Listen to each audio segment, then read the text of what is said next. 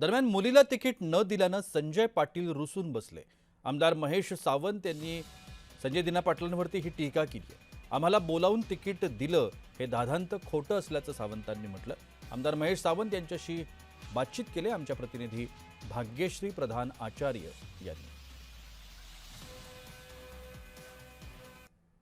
Sir आपल्याबरोबर आहेत Mahesh Sawant sir, आपण काय सांगाल, काल जो पक्षप्रवेश झाला त्याच्यानंतर गोकुळ गीते देखील खरं तर त्यांच्यामध्ये सहभागी झालेले पाहायला मिळाले, कुठेतरी महायुतीमध्येच धुसफूस असल्याचं पाहायला मिळतं। हळूहळू येईल ते, बघा शेवटी जसा करावा तसा भरावा। त्यांनी सुद्धा फोडाफोडी केली आहे, भविष्यात त्यांच्या पक्षामध्ये सुद्धा अशीच फोडाफोडीचं सुरुंग लागणारच आहे। सर आपण जर बघितलं तर संजय दिना पाटील असं म्हणाले की मी गेलो नाही तिकीट मागायला, मला बोलवण्यात आलं होतं आणि त्याचबरोबर 2014ला देखील मनसेला तिकीट मिळू नये म्हणून माझ्याकडे प्रताप सरनाईक एबी फॉर्म घेऊन आले होते, असं देखील ते म्हणाले। कितपत खरं वाटतंय काय? तुम्हाला आत्ताच सांगतो, लेटेस्ट जी इलेक्शन झाली कॉर्पोरेशनची, त्यामध्ये त्यांच्या मुलीला तिकीट मिळत नव्हती।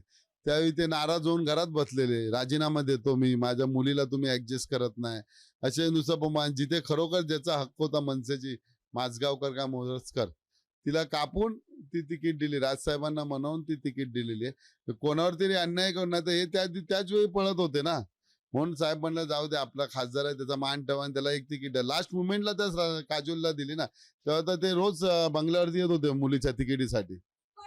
निधी संदर्भात जी चर्चा होते त्या संदर्भात तुम्हाला काय वाटतं की निधी त्यांच्या निधीचा खोटं सांगतात, निधी आम्हाला तरी कुठे वेळेवर मिळतं, मग आम्ही पळणार काय? कशाला पळायला पाहिजे? आम्ही लोकांसाठी आहे ना, निधीसाठी नाही। ऑपरेशन टायगर नगरपालिकेत आणि आमदार भवनात होणार का हे बघणं देखील महत्त्वाचं ठरणार आहे। व्हिडिओ जर्नलिस्ट स्वप्नील सह मी भाग्यश्री प्रधान आचार्य, जय महाराष्ट्र, मुंबई।